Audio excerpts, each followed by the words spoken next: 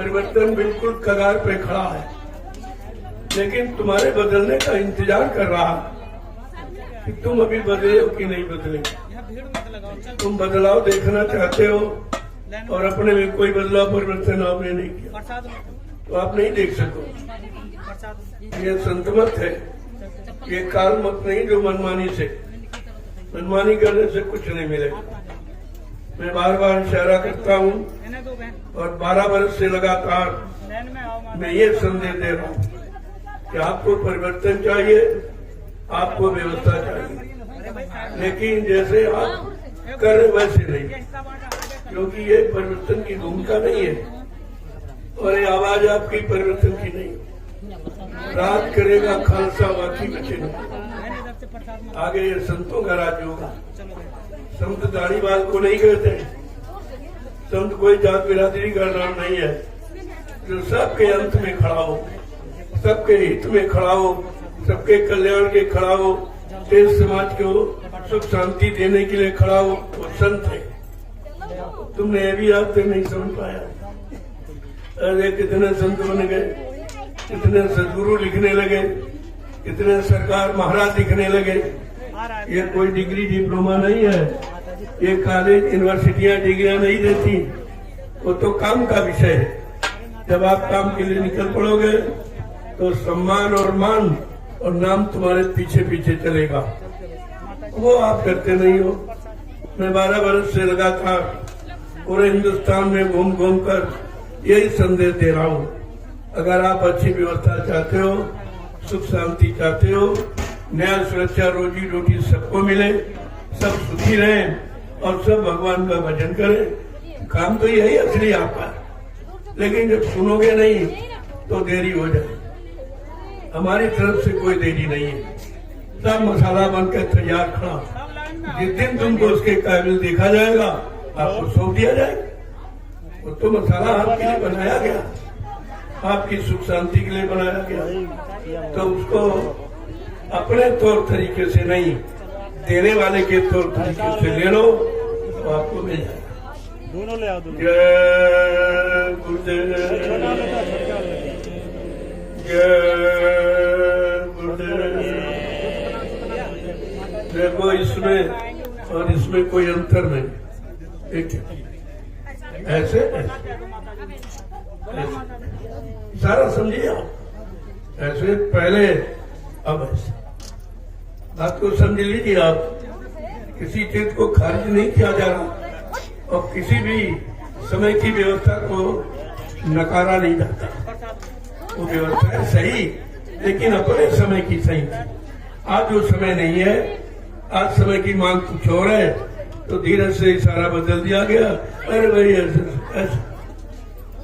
ये व्यक्तिगत होता है, ये सामूहिक होता है, ये सबके लिए होता है और ये झुकने का प्रमाण है। आप किसको झुक रहे हो?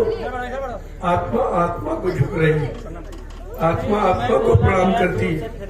ये शरीर का प्रणाम जात पाती का, ये छोटे बड़े गरीब अमीर पढ़े लिखे अनपढ़ का प्रणाम नहीं है, ये प्रणाम जीवात्मा से जीवात्मा का। इसलिए ये एक ही चीज, एक ही चीज। जय हिंद, जय गुरुदेव एक ही चीज। जय हिंद का मतलब हिंद माने हमारे हिंदुस्तान की जय हो, और जय गुरुदेव विश्व गुरु हो भारत देश, गुरु की जय हो। बात तो एक ही है, लेकिन आप समझने में थोड़ा भूल कर रहे हैं, इसी से गड़बड़ हो रहा है। हमारे यहाँ तो किसी का अपमान नहीं, सबको सम्मान दिया जाता है और सबसे कहा जाता है एकजुट होकर एक मंच पर अगर आ जाओ तो परिवर्तन कुछ नहीं समय लगेगा। परिवर्तन एकता में है, परिवर्तन संगठन में, विघटन में नहीं है। अगर ऐसे विघटन करते रहोगे, दुकानें लगाते रहोगे, कुछ नहीं होगा। इन दुकानों से परिवर्तन नहीं होगा, परिवर्तन होगा दरबार से। दरबार और दुकानों में फर्क है। दुकान में सौदा बगैर पैसे का नहीं मिलता है और दरबार में लुटाया जाता सबको। कोई पता नहीं, कोई सामान नहीं, कोई सम्मान नहीं। अरे आपको तो यही तो चाहिए, इसी का नाम है सतयुग की व्यवस्था। आज सतयुग की व्यवस्था आगे आ रही, अगर कलयुग की व्यवस्था नहीं हटेगी तो सचिव व्यवस्था आएगी नहीं। तुम्हारे कहने से, हल्ला मचाने से सचिव नहीं आएगा। उसके लिए आपको कमर कस के तैयार होना, तैयार हो जाओ, बहुत जल्दी काम। अब तो चारों तरफ से लोग उब चुके, राजनीति से उब गए हैं, राजनीति के लोगों से, उनके झूठे वादों से, झूठी शपथ खाने से सब उब चुका है समाज ही। अब समाज एक नया मोड़ चाहता है। मैं उसी नए मोड़ पर खड़ा हूँ और सबको आह्वान कर रहा हूँ, अगर आप जितनी देरी करोगे उतनी देर होगा आएगी, अगर जल्दी कर दो तो बहुत समय कुछ ही नहीं, कुछ नहीं। जागने में देर नहीं लगती। जब एक आवाज लगी थी तो हमें खून दो, मैं तुम्हें आजादी दूंगा, कितनी जल्दी लोगों ने सहयोग किया। और जो बड़े जिनका विशाल साम्राज्य था, यहाँ सूरज निकलता और सोता, यहाँ तक उनका साम्राज्य था, लेकिन चुटकी बजाते, चुटकी बजाते। इसको कहते हैं संगठनात्मक व्यवस्था। जब तक संगठन की व्यवस्था नहीं करोगे ऐसे तो आप मारे जाओ। जब आपका संगठन बिगड़ा तो पौने 200 मुट्ठी भर रह जाए, पौने 200 वर्ष हिंदुस्तान को गुलाम बना के रखा। तुम्हारी बुद्धि कहाँ चली गई? तुम्हारी वीरता कहाँ चली गई? तुम्हारी मतलब यानी जो विकास की योजना है वो सब कहाँ चली गई? आपको विचार करना चाहिए। और यही कमी जब आपने संगठन खत्म किया तो 3.5 करोड़ मुसलमान राज कर गया हिंदुस्तान में। मुसलमानों का राज कितना बड़ा अपमान देश का है। हिंदुत्व का अपमान है, हिंदू शब्द का अपमान है, लेकिन बात समझ में नहीं आई। ये बात आपको सोचनी पड़ेगी, एक बार सोचना पड़ेगा। आज फिर अपने नेताओं के चंगुल में चले गए, कहाँ देश पहुंच गया? कहाँ सोने की चिड़िया आज कागज की नहीं रही, कहाँ चला गया? कहाँ सोना गया, कहाँ हीरा चांदी कहाँ गिरा? ये भारत देश में इतना सोना था कि मूर्तियों में, मंदिरों में, राजाओं के मुकुट में, महिलाओं के शरीर पर सोना से लदी थी। कहाँ चला गया भाई? मैंने पूछा, तुमने कोई खाद बना के क्या काश्तकारों को दे दिया, जो खेत में फैला दिया? क्या मशीन का कोई पुर्जा अपने सोने का बना दिया? आखिरकार गया कहाँ? ये नोटबंदी नहीं है, ये सोना गायब नीति है। सोने को गायब करने की योजना है कि जितना नोट छपेगा उतना सोना खत्म हो जाएगा। जितनी बार बदलो, और बदला कहाँ गया? कहाँ नोट बदला? नोट के बदले नोटे मिला। कोई सोने का सिक्का, कोई चांदी का सिक्का, कोई तांबे का सिक्का तो इन्होंने दिया नहीं। यही तुम्हारी सबसे बड़ी कमी है कि उनकी कूटनीति को आप समझ नहीं पा रहे हो। और वो समझोगे जब आपका संगठन मजबूत हो। हमें संगठन में रहना हो। मैंने 12 वर्ष में लोगों, कितने लाख लोगों को संगठित कर दिया अकेले। अब तो आप बहुत लोग हो, थोड़ा थोड़ा साथ दे दीजिए, पूरा देश इकट्ठा हो जाएगा। फिर तो इनको मजबूर होकर हटना ही पड़ेगा, व्यवस्था बदलनी पड़ेगी। लेकिन हल्ला मचाने से कोई नहीं सुनेगा। और कितने दिन से आप कोई सुना? मैंने लोगों को मना किया, ये अपनी गुप्त नीति रखो, ये गुप्त नीति रखो, तब बदलाव होगा। तुम्हारी सिक्रेसी, तुम्हारी गुप्त व्यवस्था अगर लोग जान गए तो आप सफलता नहीं प्राप्त कर सकते। चुपचाप अपने काम में लगे, चुपचाप। जिन लोगों ने सफलता पाई है एकदम चुपचाप शांत हो गए और दुश्मन समझ लिया इनके पास कुछ नहीं, और धीरज से संगठन करके बाहर कर दिया, सफलता मिल गई। सफलता ऐसे नहीं, इसलिए सब होगा जो कहा गया है या महापुरुषों ने कहा है या जो दोहराया जा रहा, ये सब आपके सामने करके दिखा दिया जाए। ये भाषणबाजी कोई प्रवचन मैं नहीं करता हूँ, मैं व्यवस्था के बारे में जानकारी देता हूँ कि आगे ऐसी व्यवस्था आएगी तब सबको सुख शांति मिलेगी। अभी तो व्यक्तिगत लोग लाभ उठा रहे और नेता लोग लाभ उठा रहे, तो ये धर्माचार ये सब लाभ उठा रहे। उधर पूजा का बहाना, उधर वोट नीति का बहाना है। इस बहानों को तुम कब तक नहीं समझोगे? जब तक जागोगे। कहा ये धांधली कब तक चलेगी? कहा जब तक चलेगी तब तक चलेगी। तो कहा नहीं, अब महाराजा आ गए, अब नहीं चलेगी, अब नहीं चलेगी। अब आपको ये सोचना है वो महाराजा कौन है, वो सम्राट कौन है, वो महाराजा कौन है, वो प्रभु कौन है, आपको समझना पड़ेगा। लेकिन ये अलग अलग अंतर तुम हम मचाते रहोगे फिर कुछ नहीं। परिवर्तन में एकजुट होगा। तब अंग्रेजों को भगाना हुआ, तब हिंदू मुसलमान सिख ईसाई सब एकजुट, सब मिलकर उन्होंने लड़ाई लड़ी, सत्य होगा, विजय हो गई उनकी। आवाज तो ये तब स्वार्थ लोभ लालच में, राजा गद्दी के लालच में, कुर्सी के लालच में, सोना चांदी हीरे जवाहरात के लालच में घूम रहा। अरे भाई क्या तुम लेके जाओगे? तुम नंगे आए हो, नंगे ही जाओगे। लेकिन जो कर्म व्यवस्था बिगाड़ते हो, इसका खामियाजा आपको भोगना पड़ेगा, इससे कोई बचेगा नहीं। आप लोग सत्संग का पहला दिन, सत्संग माने सत्य की जानकारी का पहला दिन। नीरज से आप आ गया, पहले मैं आपसे मिलने आ गया। मना नहीं करता, लेकिन मैं मांगता नहीं। हिंदुस्तान विश्व में कोई ऐसा नहीं मिलेगा, सबको कुछ न कुछ चाहिए। हमको सबको तुम्हारा धन, तुम्हारा सामान, तुमसे सम्मान चाहिए, और हमको तुम्हारी जरूरत है।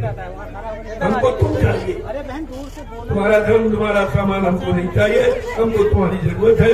परिवर्तन रुपए पैसे धन दौलत से नहीं हुआ, और परिवर्तन अध्यक्ष मंत्रियों से, नेताओं से, वक्ताओं से परिवर्तन नहीं हुआ। परिवर्तन हुआ सच्चे त्यागी तपस्वियों जी की तैयारी। ये शाकाहार सब इसी पर लागू है। शाकाहारी का मतलब आप चरित्रवान बन जाओ, और बात के धनवान बन जाओ, विचारों के धनवान बन जाओ, शुद्ध खान पान के धनवान बन जाओ। ये है आपकी धनवान, इसको धनवान। लेकिन वो तो कुछ नहीं, तो बिगड़ गया और बिगड़ता चला जा रहा। संभालने की कोई बातें नहीं करता, क्यों? जब सब बिगड़े हैं तो संभालेगा। सबको बिगाड़ चाहिए, और परिवर्तन किसी को नहीं। उनको डर है कि परिवर्तन हो जाएगा तो हमारी कूटनीति समाप्त। अभी 1 मिनट नहीं हुआ तो मैं हमारा ये स्वार्थ लोभ लालच किसी को छूना नहीं का, यानी मन लोभ लालच से फंसे हुए हैं। इनको चिंता है कि हमारी कुर्सी चली जाएगी। अरे हमने कहा किसी की नहीं रही, कुर्सी चली जाएगी और कुर्सी पर बैठने वाला भी चला जाएगा। ये तो दोनों चीजें हुई। इसके लिए क्या आपको मिलने वाला कुछ नहीं, चाहे ऐसे करो दूर से, चलो आपको प्रसाद ले, दूरी बना के रखो। अरे मतलब समझते हो, ये फिर से अंदर से प्रणाम है। ये मतलब अंदर से प्रणाम, देशवासियों को प्रणाम, देश से प्रणाम। इसलिए ऐसे इशारा, और वैसे इसका इशारा है उधर। ये प्रणाम करो, इससे उधर चले जाओ, अपने घर के लिए पहुंच जाओ। अभी आप इशारे नहीं समझते, केवल नकल करते हो, अकल नहीं लगाते। ये मतलब क्या है? क्या मतलब क्या? और इसका मतलब एक ही चीज है, थोड़ी समझदारी से काम करो, बड़ा जल्दी हो जाएगा। अंदर के भेदभाव को खत्म करो। मैं ही हिंदुस्तान में ऐसा व्यक्ति हूँ, हमारे यहाँ कोई मतभेद नहीं, किसी का अपमान नहीं है, सबका सम्मान। चाहे जो झंडा हो, झंडा अधिकार का प्रतीक है, मैं उसको सिर माथे रखता हूँ। अधिकार का प्रतीक, और अधिकार एक ही है कि मानव को मानव धर्म मिल जाए, मानव को मानव अधिकार मिल जाए, जीने का अधिकार मिल जाए, न्याय सुरक्षा का अधिकार मिल जाए, रोजी रोटी का अधिकार मिल जाए। तो अधिकार तो आपको ये चाहिए, उसके लिए झंडा एक प्रतीक है, अधिकार का प्रतीक है। आपको ध्यान में रखिए। एक महिला को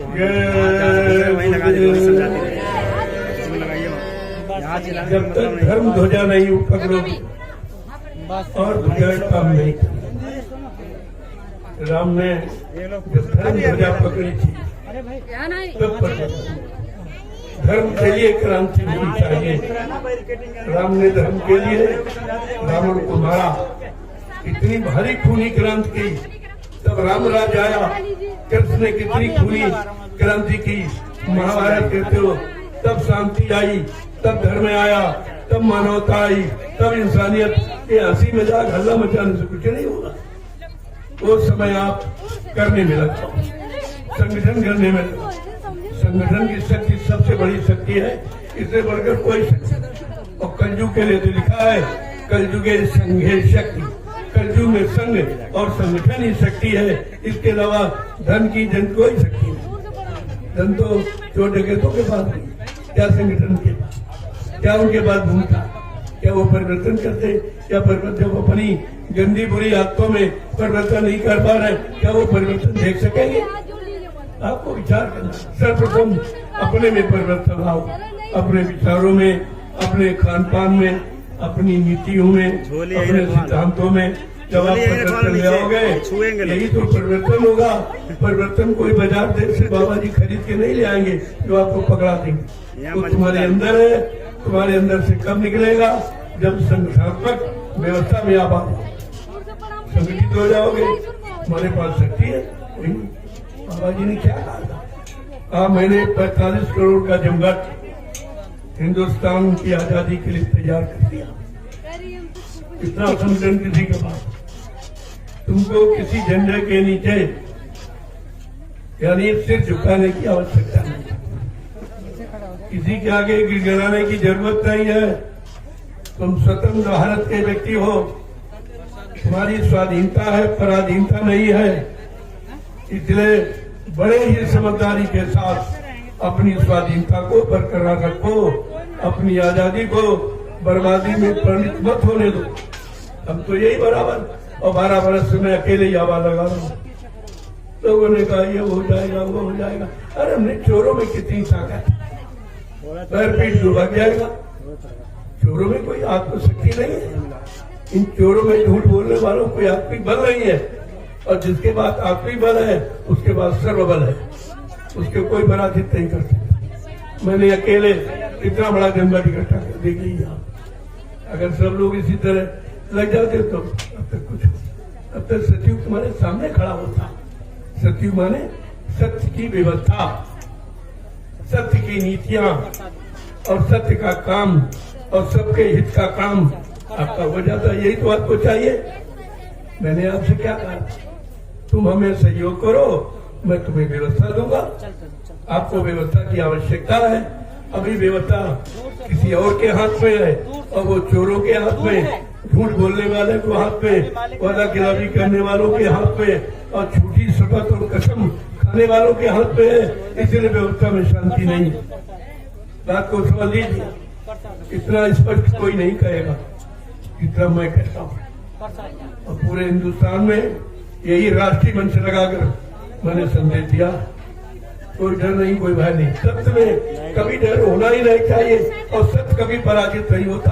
हाँ, कुछ समय तक उसको परेशान किया जा सकता है, लेकिन अंत में विजय होती है। आप सत्य को मत छोड़ो। बता रहे हैं जब बोल रहे हैं, ये सत्य ध्वज, ये सत्य झंडा यानी सच्चाई का अधिकार हमें मिलना चाहिए। हमें मानव जीवन को जीने का अधिकार मिलना चाहिए, मानव जीवन की व्यवस्था का अधिकार मिलना चाहिए। हम अधिकार की लड़ाई लड़ेंगे, लेकिन खूनी क्रांति नहीं है। अब इसकी जरूरत नहीं है। अब केवल वैचारिक क्रांति की आवश्यकता। विचारों बदल, हमने कितने लोगों के विचार बदल दिए, देख लीजिए आप। लोग कहते थे आपके पास एक भी आदमी नहीं। हमने कहा देखते जाइए, आदमी कोई खरीदा नहीं जाता।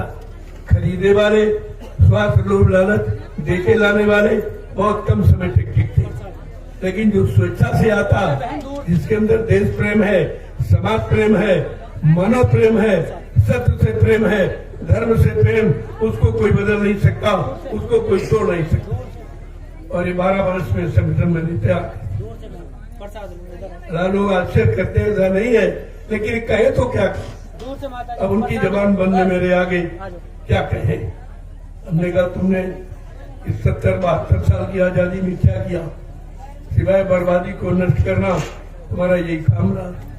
और मैंने तुम्हारी उस बर्बादी के माहौल से इतने लाख लोगों को निकाल दिया, और तुम कुछ नहीं कर पा रहे हो, कुछ नहीं कर पाए।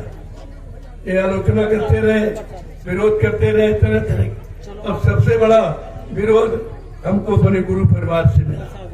बहुत प्रचार, बहुत दुष्प्रचार किया, बहुत तरह तरह के कलंक लगाए, लेकिन मैं तो स्वतंत्र हूँ, मैं स्वतंत्र भारत हूँ, मैं स्वाधीन हूँ, मैं पराधीन नहीं हूँ। इसलिए हमारे ऊपर किसी का कोई असर नहीं। कोई असर किसी की निंदा आलोचना बुराई क्रिटिसाइज का मेरे पर कोई इसका असर नहीं है।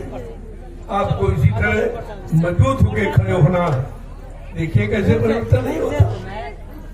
जय गुरुदेव, जय गुरुदेव, जय गुरुदेव। नाम के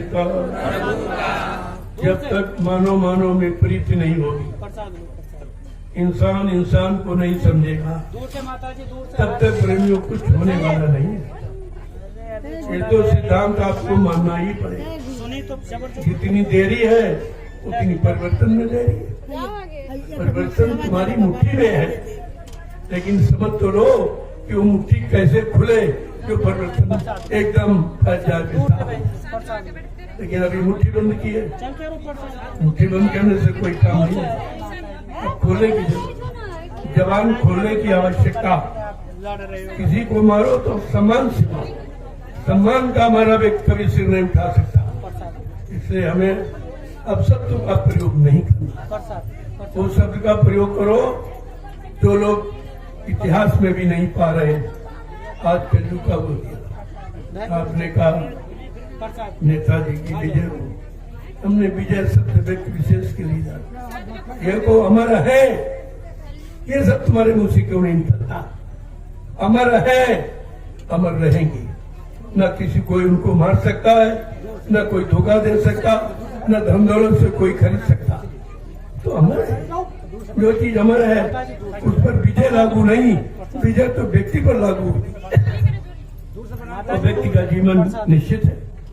वो शरीर मर जाएगा, छूट जाएगा, विजय समाप्त हो जाएगा, लेकिन अमर सत्य खत्म नहीं। इसलिए मैंने आपसे कहा था ये तो सत्य आप जोड़े हो। महापुरुषों के आगे ये सत्य नहीं जोड़ा। देखो अमर है, अमर रहेंगे। कोई मार नहीं सकता, कोई खरीद नहीं सकता, कोई उनकी व्यवस्था को इधर उधर नहीं कर सकता। लेकिन समय का इंतजार हो रहा। इंतजारी सब ने की, सब ने इंतजारी की। इतनी शक्तियों का इतिहास आपके सामने है, सब ने इंतजारी की है। तो हमें आपको इंतजारी करना। इंतजारी का मतलब तैयारी। इंतजारी का सच्चा अर्थ है तैयारी। अपनी तैयारी पूरी कर ले। कई दुश्मन से लड़ने के लिए, दुश्मन को भगाने के लिए, उनके व्यवस्था को अस्त करने के लिए हमको तैयारी करनी पड़ेगी।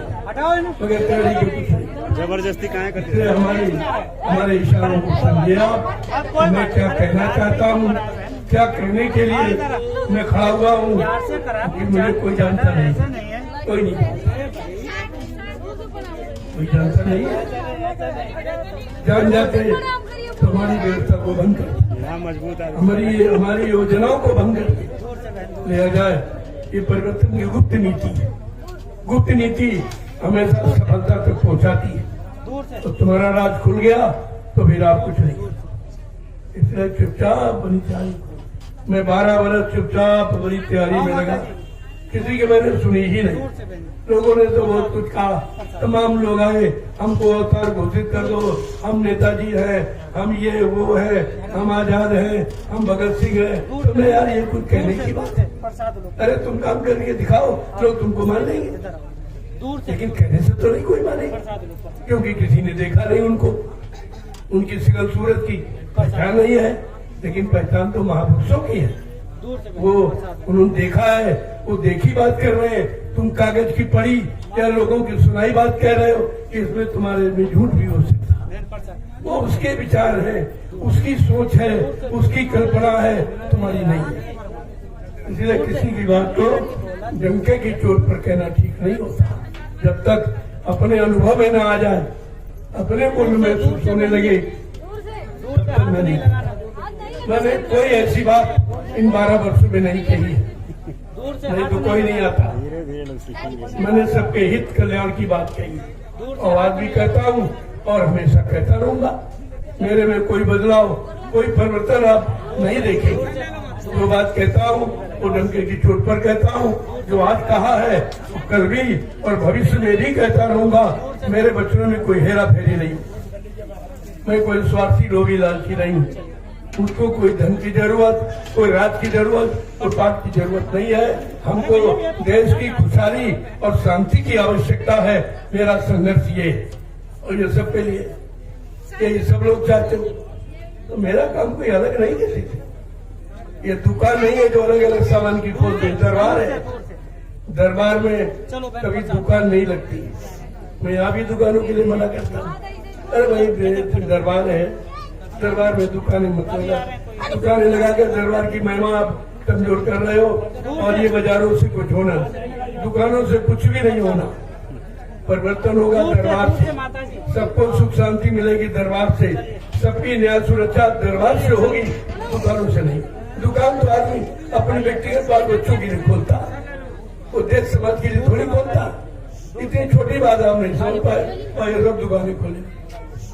देश में कितनी दुकानें, धर्म की दुकानें, राजनीति की दुकानें, लेकिन दरबार ये है।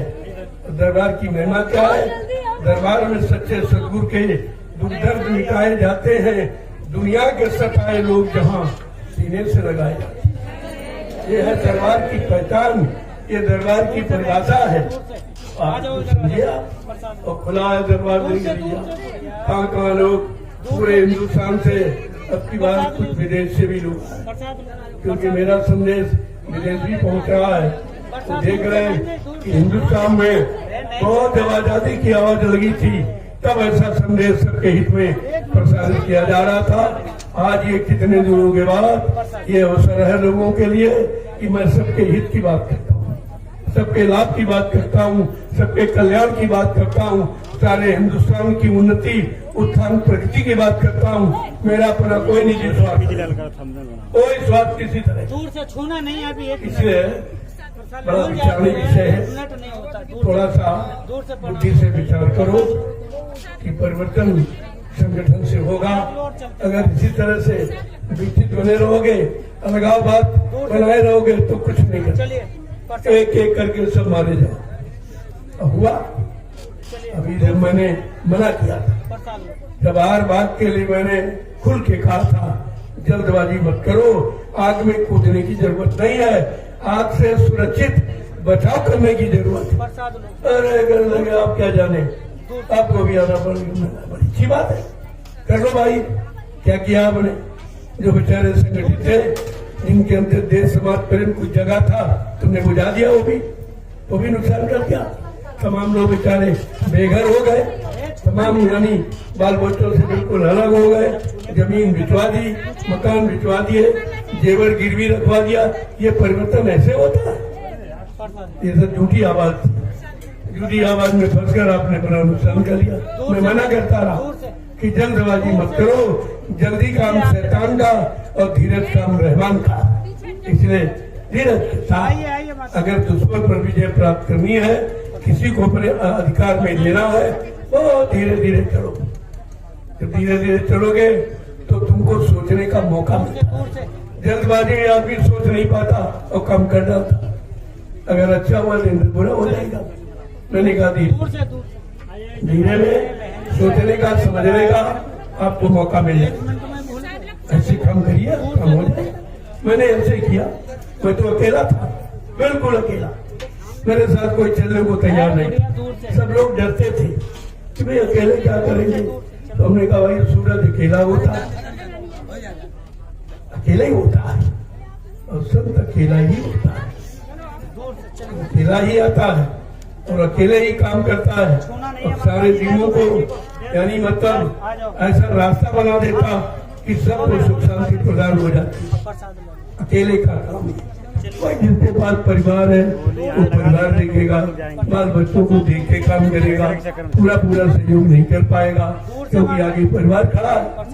मेरे आगे तो कोई परिवार नहीं, और है तो ये परिवार है, बाकी कोई मेरा कोई नहीं है। कोई मेरा निजी परिवार नहीं है, कोई बीवी बच्चा नहीं है, कोई घर द्वार नहीं है। और वैसे ये हिंदुस्तान मेरा घर है और इसमें रहने वाले ये मेरा परिवार है। मैं इन्हीं के लिए करता हूँ और इन्हीं के लिए कहता रहूंगा और इनके लिए व्यवस्था बनाता रहूंगा।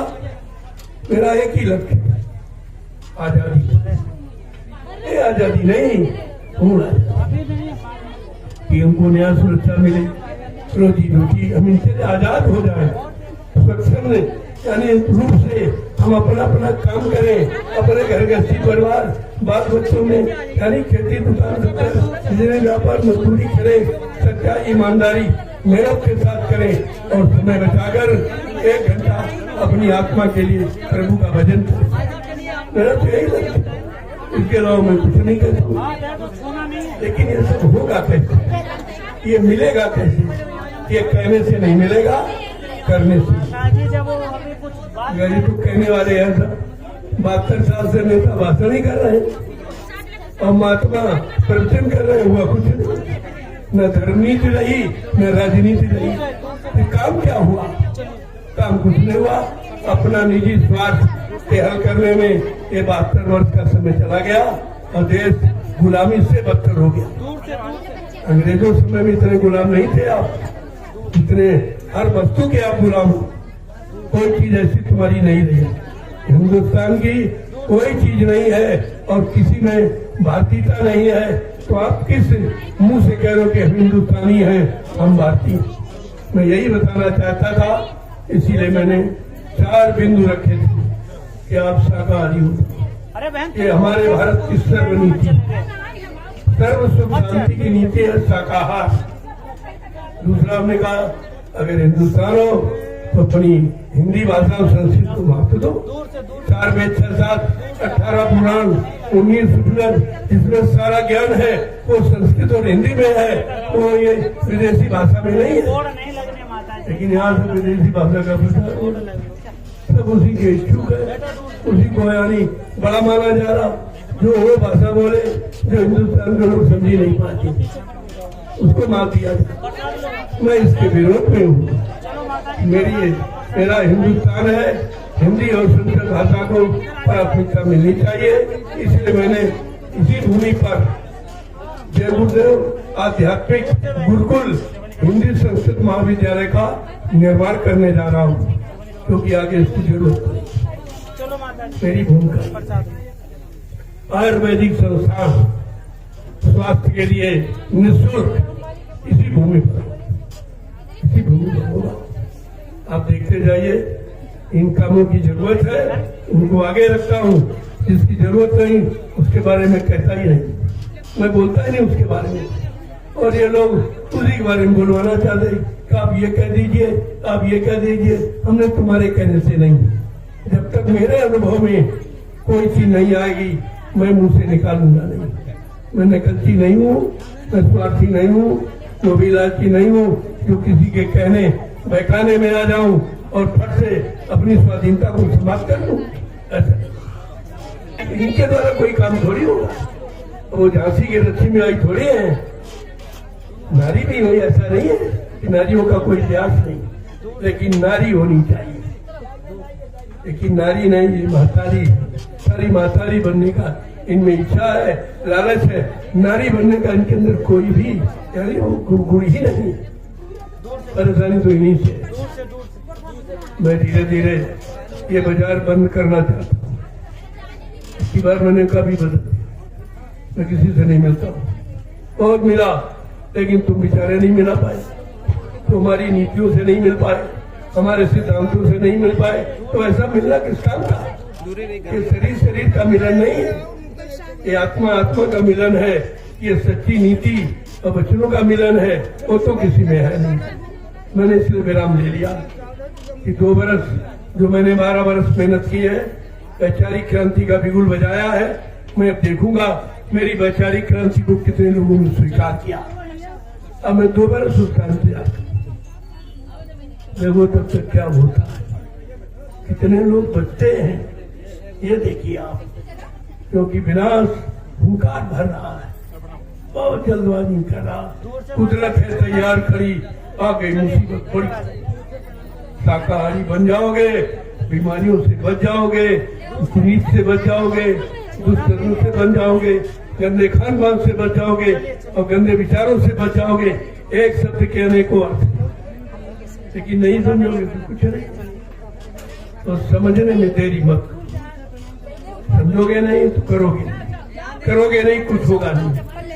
इस तरह अल्लाह मिटाने से कोई जरूरत नहीं, क्योंकि कोई सुनेगा नहीं। अगर बहरे को सुनाओ वो सुनेगा, अंधे को कोई चित्र दिखाओ वो देखेगा, जो पागल है उसको बुद्धिमान की बात करो उस पर मानेगा।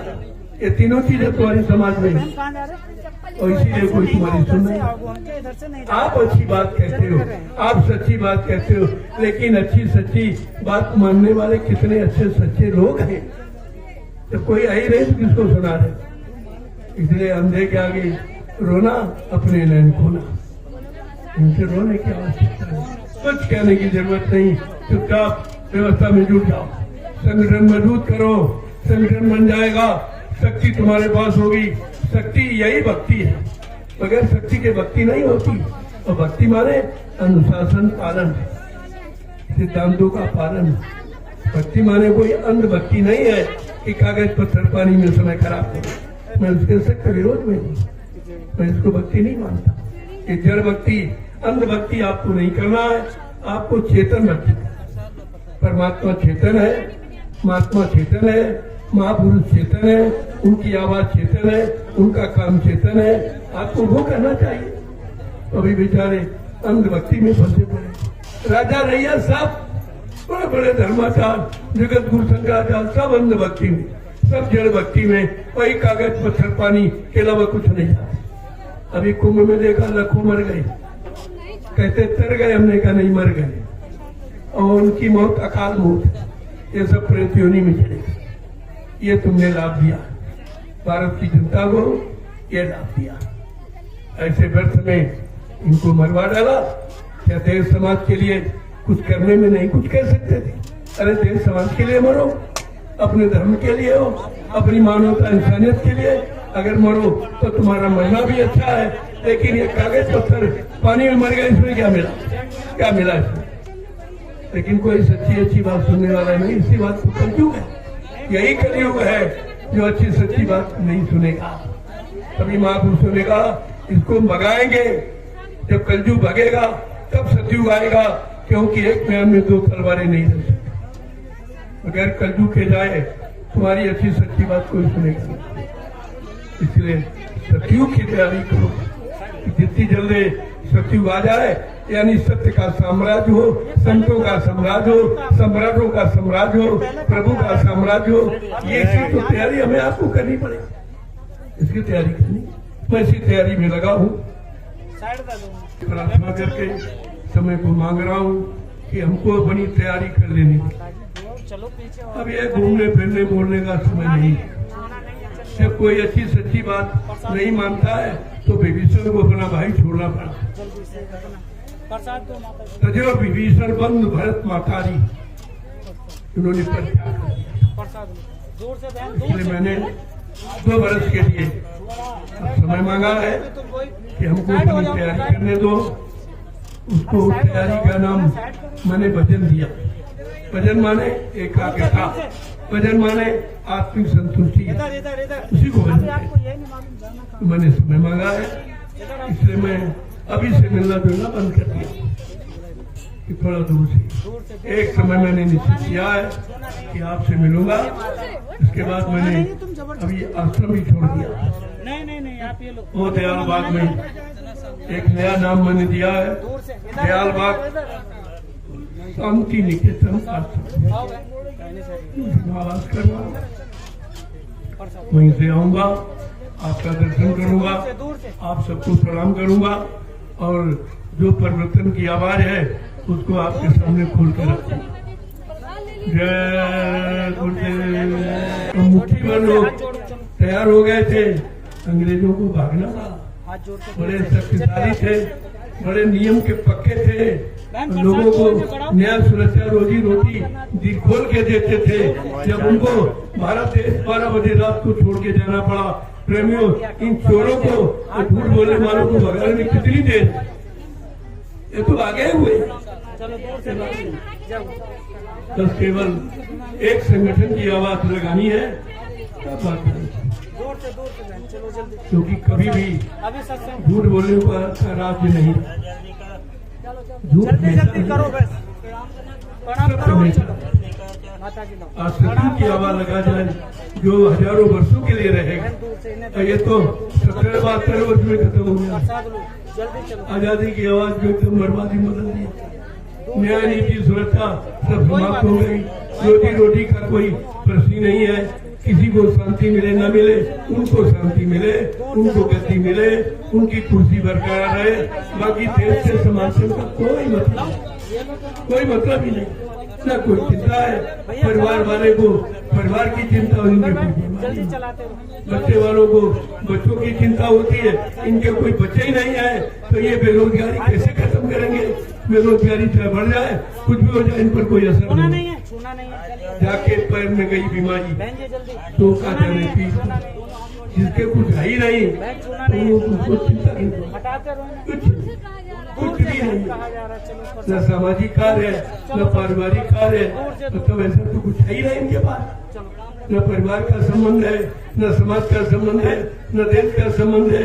केवल कुर्सी का, अपने लोभ लालच, मान प्रतिष्ठा का केवल संबंध है। उसी में जुटे पड़े हैं सब उसी में। दूर से माता जी हाँ, जल्दी प्रसाद लो। समझने का प्रयास करो। बेटा दूर अब से जागने की जरूरत है, अब सोने की आवश्यकता नहीं है। चलिए जा सुराज चलो श्री प्रजा दुखारी, स्वर्ण भवन सुंदर ग्रंथकारी। जल्दी चलो। हमारी रामचरितमानस जल्दी चलो। जो विश्व प्रसिद्ध ग्रंथ है नीति के बारे में, वो क्या कह रही है?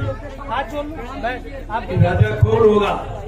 भारत जैसे धार्मिक देश का राजा कैसा होना चाहिए? प्रसाद लो प्रसाद ये बात समझनी चाहिए। जल्दी चलो बाबू। राजनीति बिन धर्मा प्रभु समर्पे बिन सत्कर्मा। राजनीति बिना धार्मिक मानी सच्चे ईमानदार त्यागी तपस्वी, इनको धार्मिक है। ये कपा तिलक जनेऊ चंदन मंडल लाल पीला कपड़ा दाढ़ी बाली धर्म नहीं है। इसको पाठन है जल्दी करो। और इसी में लोग बन गए विचार, माता जी इसी जल्दी में बन गए। हाँ बात तो इसलिए है टाइम का मैं आओ कि हमारा लगाव गलत जगह हो, माता जी हम समझ नहीं पाए।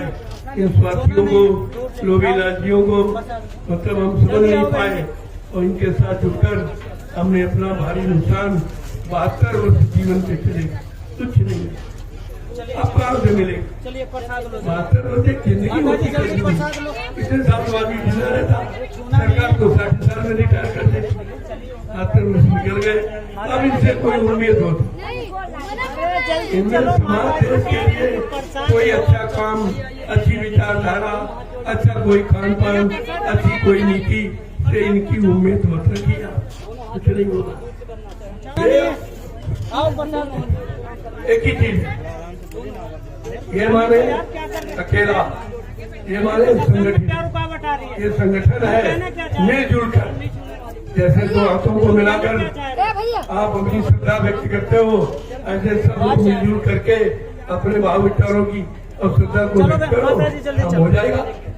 लेकिन समझोगे नहीं तो कुछ नहीं होगा। आओ जल्दी समझने की जरूरत है, हमको तुम्हारी तो सबकी जल्दी जरूरत है। लाओ आ जाओ तुम्हारे धर्म, प्रसाद ले लो प्रसाद तुम्हारे ले लो। सामान, तुम्हारे सम्मान, तुम्हारे सुंदर नोट वोट, क्या इसकी आवश्यकता नहीं है? हमको तुम्हारी जरूरत है।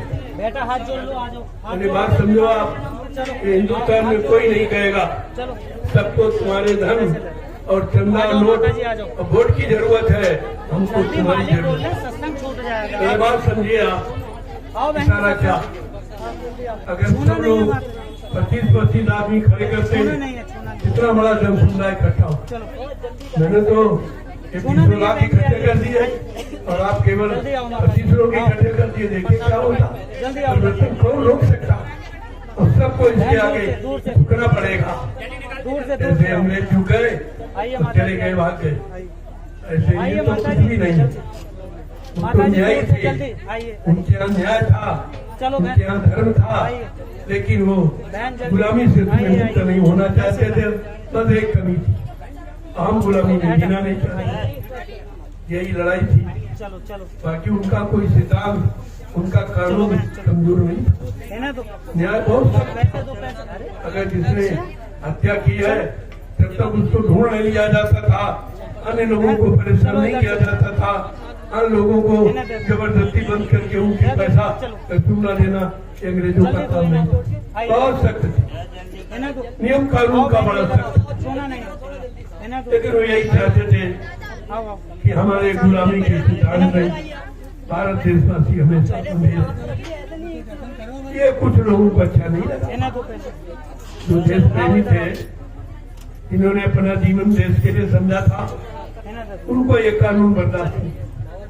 और वो खड़े हो गए, आइए आइए इधर आइए धीरे धीरे धीरे अपने आप को आत्मसमर्पित कर दिया। ऐसे इन्हें दे दो आज कितने शहीद हो गए, कितनी माताएं निपुति हो गई, कितनी बहनों का सुहाग लुट गया, तब आजादी का दर्शन हुआ। और आज ये जिन्होंने आजादी का मतलब जाना ही नहीं है, इनका कोई त्याग नहीं है, इन्होंने उसमें कोई अपना योगदान नहीं किया, तो उनको कौन सा दर्द है? चिंता मत उन्हें तो फोकट का माल मिला है, फोकट का राज मिला, बिना त्याग किए, बिना सोना नहीं परिश्रम बहन आ उठाए जाओ उनको राज मिल गया। वो उसका जल्दी दुरुपयोग बोले है। मालिक जल्दी के लिए सत्संग वो दुरुपयोग है। आइए बेटा अब ये दुरुपयोग बर्दाश्त नहीं होता। दूर से बहन आओ नहीं। जल्दी आओ बहन प्रसाद ये जल्दी देश की आजादी आओ माता जी ये बर्बादी के लिए नहीं थी, सबको सुख शांति प्रसाद और सबको न्याय सुरक्षा रोजी रोटी दिलाने की। चलो आज कुछ नहीं, सब खत्म हो गया। आराम से आ जाओ फिर से हमें माता आवाज जी आओ जल्दी लगानी प्रसाद लो पड़ेगी। चलिए सत्संग का सुख समय शांति कौन देगा? ये बहन जी न्याय सुरक्षा कौन देगा? आओ आओ रोजी रोटी कौन देगा? प्रभु चलो देगा, चलो आओ बहन प्रभु देगा, आओ बहन जी आओ सम्राट देगा। वो सबका शासक, सबका राजा प्रभु है, चलिए बहन वही सम्राट है, वो देगा। अब वो सम्राट तो आता नहीं है, चलिए चलिए अपनी अपनी किसी शक्ति को पूरा सम्राट का यानी मतलब अधिकार दे के भेज दिया। आइए जय गुरु। जाओ बहन जी मेरा काम करके आओ।